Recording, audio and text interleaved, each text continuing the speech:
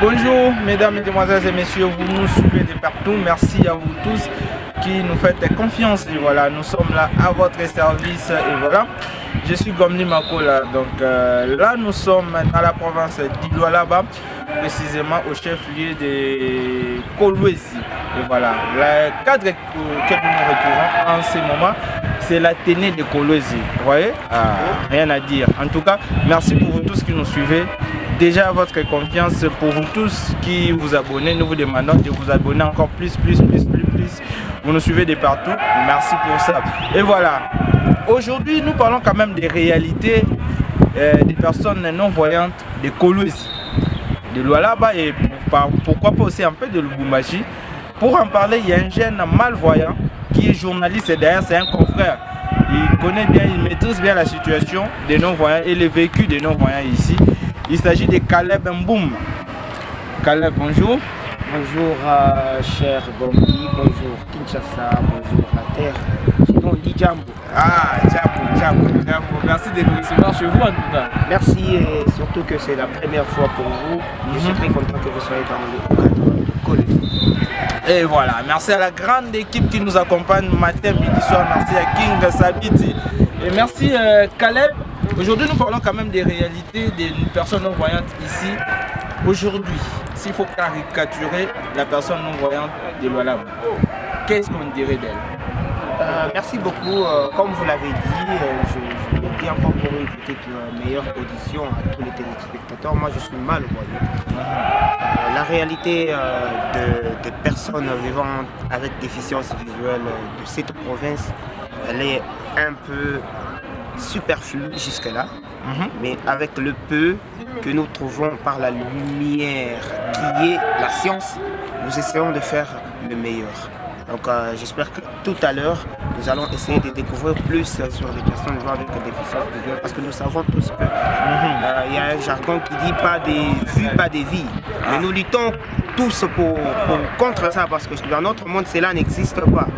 Mais fort malheureusement, dans ces milieux, nous constatons qu'il n'y a pas de vie pour les gens qui manquent la vie.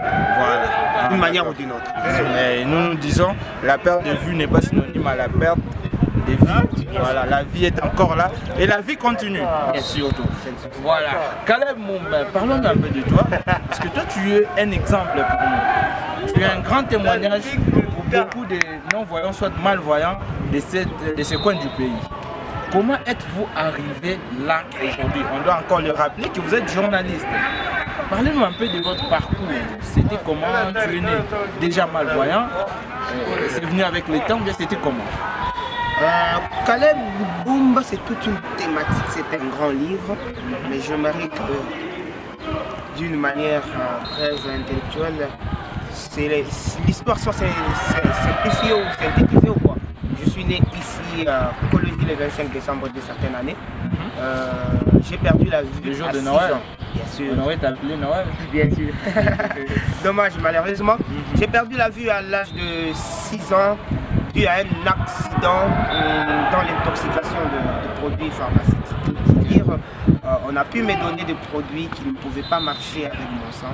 Et cela m'a intoxiqué. Pour ceux qui sont du corps médical, on appelle ça le syndrome de Steven Johnson. Alors, j'ai perdu la vue dans cette manière. Et avec le temps, j'ai fait de mon mieux. Dans la mesure du possible, je ne pouvais pas étudier. Parce qu'ici à Kolwezi, je souligne qu'il n'y a pas d'école ou institution pour non-voyants. Ça n'existait pas encore. À Kolwezi, au Lualaba. Jusqu'à ces jours. Jusqu'à là. Bon, donc on va en parler. On va en parler bien sûr. Continue ton histoire. Et avec le temps, à l'âge de 9 ans, nous avons découvert une école qui est à plus de 300 km d'ici, donc dans la ville de Lubumbashi que tout le monde connaît. C'est là que j'ai fait mes études, j'ai obtenu un diplôme en latin philo, culture littéraire. Et puis je suis allé en Inde, de petites raisons, où je fais des études sur l'aéronautique spatiale. Donc c'est tout ça Caleb, je suis aussi professeur d'anglais pour le moment. Mais ma profession permanente c'est le micro. Saisir la tige à grande sensibilité comme vous le faites là, c'est très important. Donc c'est ça, d'une manière professionnelle. Je ne suis pas marié, je suis célibataire. Aujourd'hui, que faites-vous dans la vie? Pour le moment, je suis dans médias et l'enseignement. L'enseignement. Oh là là. Donc, Les médias et l'enseignement. Et l'enseignement. Comment tu arrives à te partager entre l'enseignement et les médias? C'est par rapport d'abord à la conjoncture de notre pays et j'essaie de faire de mon mieux pour gagner le plus. Mais partager, je crée juste mon temps parce que le problème c'est une organisation personnelle. Hein. Je m'organise quand il faut. Comme là, on est en vacances. Les médias, tu es déjà dans quel média ici? Je suis dans la chaîne de Jean Katunga Mamba, Life TV. Life TV, ok. À la télé en passant, à la télé tout comme à la radio. Je suis à la rédaction. J'ai une émission qui s'intitule Génie de la société. Génie de la société, c'est à la production et à la rédaction, je suis à la rédaction anglaise. Ok. Bien sûr. Ça se passe bien? Ça se passe bien. Auparavant, c'était pas facile vu mon état. Parce que vous savez. L'intégration n'était pas facile, bien sûr. Mais avec le temps, là, j'ai presque 3 ans là-bas. Ok. Donc, je m'en sors. Tu es traité comme tous les autres agents de là? En tout cas, je ne me plains pas à ces points. Je remercie mon directeur de programme, Trésor Makolo, Aboché Soupi, les gens que j'ai salués en passant. En passant, ce sont des gens qui m'ont beaucoup soutenu afin de surmonter les difficultés que j'avais au début. Et je m'en sors très bien. Je ne me plains de rien et j'espère que tout sera comme à la roulette. Voilà, je vous remercie Caleb. Là, je dois signaler à nos nombreux téléspectateurs que vous nous suivez depuis Kolwezi. Voilà, nous sommes là précisément à Kolwezi, dans la province du Lualaba, la province chère à Madame Fifi Masuka. Et voilà, merci beaucoup, un grand merci au directeur général de Bossolo Télévision, Israël Moutombo Papa Sango. Merci beaucoup à toi. Et un grand merci aussi à la grande équipe de Bossolo Télévision. Merci beaucoup au cordon Flavien Makaya depuis Kinshasa. Je vous remercie, vous nous suivez vraiment là. Nous vous aimons à cause de ça. Et le beau cadre, c'est la télé de Kolwezi. C'est vraiment un très beau cadre. Je pense qu'à travers les images, vous les voyez. Là derrière nous, c'est les statues de Laurent Désiré Kabila. Ça fait du bien. Ah non. Ça fait vraiment du bien. Parlons un peu des écoles. Tu as dit qu'ici à Kolwezi, c'est vrai que toi tu es allé étudier à Lubumbashi et puis Inde, mais ici à Kolwezi, il n'y a pas une école pour non-voyants. Alors comment les autres non-voyants de cette province s'en sortent? Surtout ceux qui n'ont pas assez de moyens pour faire déplacer, surtout les parents n'ont pas assez de moyens pour faire déplacer leurs enfants. Comment est-ce qu'ils s'en sortent? Pour commencer, je salue la perspicacité de votre question, cher Gomli, parce que c'est une question réfléchie. Nous savons tous que dès le départ, la plupart des personnes vivant avec handicap visuel, les non-voyants, malvoyants, dérivent des familles un peu faibles financièrement. Ok. Donc, beaucoup n'ont pas de moyens. Et vous allez vous imaginer que un parent qui a son enfant qui ne voit pas, c'est pas facile de libérer cet enfant à aller à plus de 300 km. Tandis que le parent sont loin, ils savent comment est-ce qu'ils assistent. Et à ne pas oublier, c'est qu'au début, quand une personne a un problème visuel, il a des problèmes qu'il doit surmonter. Donc, ce sont les raisons qui poussent d'abord aux gens, aux parents, aux familles de ne pas envoyer leurs enfants à l'école. Donc, pour répondre, pour ne pas passer par transitionnaire, répondre à votre question, je veux tout simplement dire que c'est du lourd. C'est trop dur pour les personnes vivant avec handicap visuel à Kolwezi, au Lualaba. Parce que le Lualaba n'a pas que Kolwezi. Nous avons Sandoa, nous avons les Kassages, les Moussumba, Fungurume, tout ça. Il y a des gens. Nous avons plus de 300 personnes vivant avec déficit. Le pire, c'est qu'il n'y a même pas de centre pour apprentissage. Il n'y a pas de structure pour personnes handicapées visuelles? Il n'y en a pas. Oh. Il n'y en a pas parce que je peux vous scandaliser, mais je sais que mes propos vont aider au gouvernement Lualabé à faire quelque chose. Le Lualaba qu'il est grandissime, il regorge en son sein 3 personnes vivant avec déficience visuelle intellectuelle. Vous imaginez que c'est compliqué. 3 personnes handicapées visuelles. Que toi? Intellectuelles. Qui se sont fait former aussi ailleurs. Bien sûr. Les restes, c'est pour ça que nous augmentons. Même pas des centres, des petits centres là où ces non-voyants peuvent apprendre ne fût que l'écriture. Non, il n'y en a pas. Alors vous maintenant à votre tour, parce que on est sûr que tu fais partie de ces 3 personnes qui sont intellectuelles. À votre niveau, qui dit un intellectuel censé de trouver aussi la solution au problème de sa société. Que faites-vous exactement pour au moins pallier à la situation? Certes, vous n'avez pas de moyens pour arriver là, mais du moins, à travers l'intelligence, vous pouvez créer des stratégies pour permettre aux autres aussi d'accéder à l'éducation comme tout le monde. Oui, vous savez, la société a des règles. Il y a des comportements à ne pas avoir dans la société. Et pour procéder à quelque chose, il faut respecter le protocole. C'est très important. Donc, ce que nous devons faire, c'est aider la population. Et la population ne nous appartient pas, la population appartient à l'État. Ce qui fait que peu importe notre initiative ou nos initiatives au pluriel, nous avons besoin du soutien de l'État. Nous avons conçu à un certain moment un projet qui avait traîné au ministère de l'Enseignement. C'était il y a 4 ans. Et c'était pour l'installation d'un centre de formation corporelle. Mais je sais que la faute n'est pas seulement au gouvernement, mais la faute est partagée parce qu'on manquait de personnes.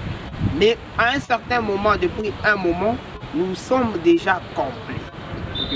Parce que le gouvernement nous avait demandé si vous voulez aider les personnes vivant avec handicap visuel, tu ne peux pas les aider toi-même, Caleb. Tu as besoin d'un soutien. Mais voilà, j'ai un soutien déjà. J'ai des gens derrière moi. Une délégation, par exemple, qui vient de Kinshasa.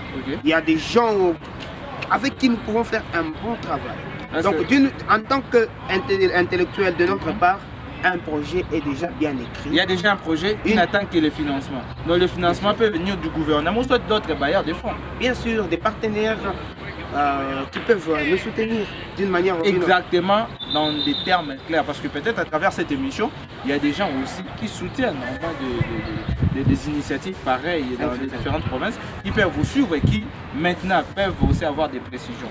S'ils peuvent faire quelque chose d'une manière concrète, qu'est-ce que ces personnes peuvent exactement faire? Ces personnes ont besoin d'abord de faire que nous soyons en ordre sur la documentation. Nous puissions être en norme avec l'État. Deuxième position, étudier le budget que nous allons leur présenter pour le matériel, les locaux, ainsi que le salaire peut-être des nouveaux formateurs. C'est tout, c'est un budget établi dans le projet. C'est ce qu'ils ont à faire d'une manière, c'est ça même l'essentiel. En fait, je l'ai toujours dit dans plusieurs de mes émissions, là à Boussou, je l'ai toujours dit. Déjà à Kinshasa, il se pose un problème sérieux. La base, nous pouvons dire ainsi, mais c'est toujours le Congo. Aucune école pour non-voyants ici à Lualaba, chères autorités. Aucune école, aucune. Que pensez-vous de l'avenir des personnes non-voyantes de Lualaba? Qu'est-ce que vous en pensez? Leur vie, c'est seulement la mendicité? Ou leur vie aussi, c'est vivre aisément comme les autres citoyens? Et ce sont des moyens qui manquent. Mais ce sont des personnes qui peuvent former ces gens-là et qui ne sont pas là. Caleb est un exemple. Il habite Kolwezi. Qu'est-ce qui l'empêcherait de former ses semblables? Chères autorités, le Congo, son développement ne dépend pas qu'aux personnes qui n'ont pas de handicap. C'est tout le monde qui peut faire développer ces pays. Qui a d'ailleurs le droit de faire développer ces pays. Nous ne vous demandons pas de nous donner de l'argent. Mais faites quelque chose qui va permettre à tout le monde de s'épanouir. Récemment, il y a eu la loi. Il y a eu promulgation de la loi portant promotion et protection des personnes en situation de handicap. On sait que dans notre pays, nous avons de très beaux textes, mais le problème c'est dans son application. L'applicabilité pose toujours problème. Jusqu'à quand cette catégorie de personnes continuera toujours à couler les larmes? Est-ce que c'est vraiment normal? C'est vraiment normal ce que nous faisons. Mais kasi na ba poso nyonso week-end nyonso baba réseau tonda na ba mbongo la population bozo yiba. bozoyi bambon à population, baba, alors que développement vous n'en pensez même pas. Vous pensez même pas à développement. Les lobes bambon oya tonga ba centre pour na handicapé, beaucoup mo somela ba Ferrari. Nzembo ndeko na biso ko folom da yembi ya IGF. Beaucoup mo somela ba Ferrari. Ezalaka te? Mais je suis en train de me poser la question. Aujourd'hui, Caleb, une question peut-être qui me vient aussi en tête. Parce qu'on dit toujours, comme dit, tu t'attaques trop au ministre en situation des personnes handicapées, délégué en charge des personnes handicapées. Ouais. Vous l'avez déjà vu ici au Lualaba? Irène, personnellement, non. Tu as déjà appris qu'elle est passée ici par Lualaba? Non, j'ai reçu juste l'année. Mais elle est nationale. Elle n'est pas qui est de Kinshasa. Tu as fait des efforts au moins pour la rencontrer? Nous avons fait des efforts, je ne peux pas dire que j'ai fait des efforts. J'ai délégué quelqu'un pour le faire et la personne a pu l'atteindre. Mais malheureusement, nous n'avons pas eu une bonne suite favorable à ce dont nous avons dit. C'est tout ce que je peux dire. Je me réserve de tout commentaire. Donc, elle, peut-être que la situation du Lualaba les préoccupe. C'est ça les problèmes. C'est ça les grands problèmes. C'est ça les grands problèmes. Qu'est-ce que vous voulez que nous puissions encore dire de plus pendant que la situation demeure précaire partout en République démocratique du Congo? Ici, aussi au Lualaba, il y a la mendicité. Nous enregistrons un taux tellement élevé de mendicité, surtout des personnes déficientes visuelles, des handicapés visuels. Pour vous, quelle serait la raison de la mendicité? Bon, la raison, premièrement, c'est cette façon de manquer la scolarisation dans les passés, de ne pas passer sur le banc de l'école. Et puis, cela n'est pas aussi une raison, c'est que certaines personnes vivant avec handicap visuel ne sont pas dynamiques dans leur façon de voir les choses. En tout cas, ça, c'est quelque chose que je reproche aussi au mien. D'une manière ou d'une autre, les personnes vivant avec handicap aiment. Il y a des choses mieux placées pour lesquelles nous devons nous plaindre. Ce que tu dis là, Gomli, c'est correct et ça tient debout. Mais nous avons, selon moi, il y a 3 raisons. La scolarité, des pensées non dynamiques. Parce que déjà, l'éducation pose problème. Parce que là, parler maintenant de l'emploi, ça sera tout un problème parce que l'éducation déjà n'y est pas. Bien sûr. Et en troisième position, c'est la famille. En matière d'emploi, vous avez tout à fait raison, 5 sur 5. Vous ne pouvez pas travailler si vous n'avez pas étudié. Vous n'avez pas étudié, certes. Même dans le business, vous ne pouvez pas y entrer comme ça. Parce qu'on ne peut pas parler des difficultés que rencontrent les personnes en situation de handicap visuel quand on travaille. Parce que déjà, ce sont des personnes qui ne sont pas formées. C'est ça déjà les problèmes. C'est ça le problème. Et il y a un problème aussi au niveau des familles. Alors, les familles n'encouragent pas leurs enfants à aller à l'école? Bon, il y a un problème, il y a aussi des familles qui ont des moyens. Il y a une discrimination.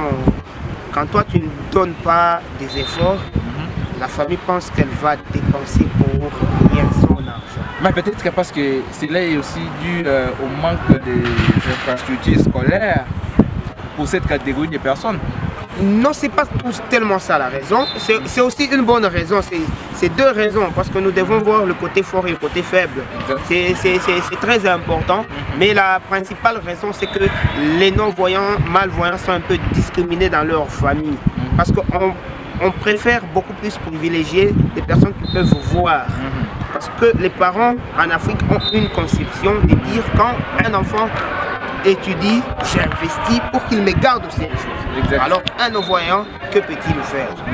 Et ils disent ça parce qu'ils n'ont pas encore vu un non-voyant faire quelque chose. Et un non-voyant ne fait rien parce qu'il n'a pas de soutien. Donc tout revient encore dans la responsabilité de l'État. Oui, parce que là tu as vraiment raison. C'est vrai, les bailleurs des fonds peuvent venir, c'est vrai, les partenaires peuvent être là, mais le premier partenaire, ça doit être l'État. Ça doit être l'État. L'État doit faire au moins d'abord quelque chose et ensuite, ce sont les autres qui peuvent maintenant emboîter les pas. Mais aujourd'hui, bon, c'est comme à Kinshasa, on les remarque, les progrès, s'il y a quand même un minimum de progrès, même à Kinshasa, là, c'est parce que les particuliers se sont investis ou bien soit les particuliers ont donné le coup de pouce. Aujourd'hui, s'il faut parler de l'informatique adaptée à Kinshasa, c'est grâce à un non-voyant, M. Robert Moulala, qui vit en Europe. Mais sinon, l'État n'y pensait même pas. Mais bien que là, aujourd'hui, il y a cette informatique, moi je pourrais dire il y a de cela 8 ans, en RDC, particulièrement à Kinshasa. Il y a, je crois, 8 ans. Mais l'État ne s'en occupe pas. Ne s'en occupe pas. Aujourd'hui, ceux qui sont en loi là-bas ont aussi besoin de sites informatiques. Ceux qui sont vers les Kabeaka Mwanga ont aussi besoin de sites informatiques. Ceux qui sont dans les Massissi, dans les Béni, bien qu'on tire tous les jours, ils ont quand même besoin de la formation. Ceux qui sont au niveau des Kikwit, ceux qui sont au niveau des Boma, comme au central là-bas, ils ont besoin de sites informatiques. Ils ont besoin d'être formés. C'est la nouvelle technologie. Et cette nouvelle technologie ne peut toujours pas être à la portée que des personnes qui sont voyantes ou soit des personnes non handicapées. C'est pour tout le monde. Alors comme il y a possibilité aujourd'hui que ces personnes aient aussi accès à cet outil moderne, donnons-leur la chance. Il y a un monsieur qui a commencé, l'État aussi peut prendre les relais pour faire les restes. C'est pas important que vous soyez dans vos bureaux bien climatisés et n'apportez rien comme changement. Le président de la République a toujours ces soucis-là. Mais les conseillers, ceux qui sont dans le gouvernement censés apporter des vrais conseils, censés apporter tout ce qu'il y a pour que le développement soit réel.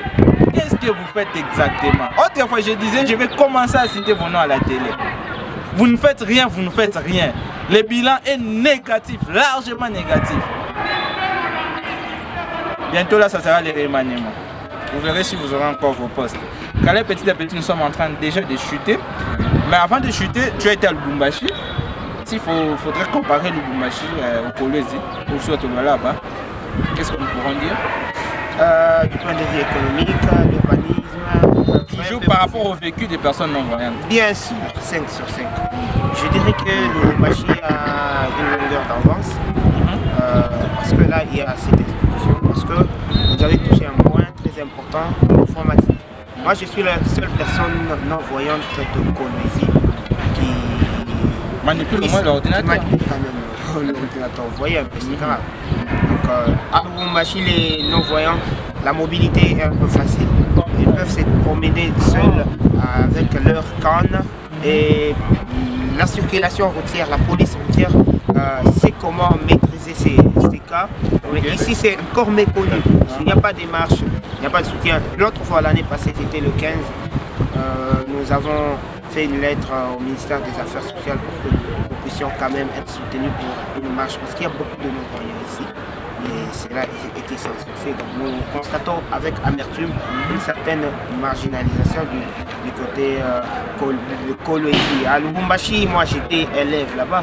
Il y avait des fois, les portes étaient ouvertes au gouvernorat là-bas. Vous arrivez, vous êtes reçus facilement. Ici, c'est encore difficile. En tout cas, on en a parlé assez. Donc, en tout cas, nous demandons aux décideurs de faire quelque chose. Nous arrivons à la fin déjà, Caleb. C'était un réel plaisir de vous avoir, surtout d'être les nôtres aujourd'hui. Vous nous avez bien réussi à Kolwezi. Bien sûr, et c'est toujours un plaisir pour moi. Et je dis merci à tous ceux qui me suivent. J'aimerais juste clôturer avec un petit message. Je l'adresse à toute la jeunesse, que vous soyez voyants ou non-voyants. Nous devons juste comprendre que d'une manière ou d'une autre, nous sommes coupables et soutenons-nous mutuellement, parce que l'âme sait toujours comment se soigner. Le plus grand défi a toujours été d'être celui de faire taire l'esprit. Donc, quand vous constatez que vous avez B et que l'autre manque A, soutenez-nous mutuellement, c'est très important. Faisons l'essentiel, bien sûr. Asante sana ndugu wangu. Asante. Asante sana. En tout cas, merci beaucoup. Vous étiez vraiment nombreux à nous suivre. Et voilà, c'était un réel plaisir d'avoir Caleb Moumba, un confrère journaliste ici. Il est malvoyant ici dans la province du Lualaba. Merci à tous ceux qui nous soutiennent, continuez à nous soutenir, nous sommes là. Un grand merci à mon ami Jérémy Ngemi depuis Kinshasa. Et voilà, nous serons toujours de votre une longueur d'avance, sans cesse de vous le dire. On se retrouve prochainement pour un autre numéro de votre émission. Au revoir.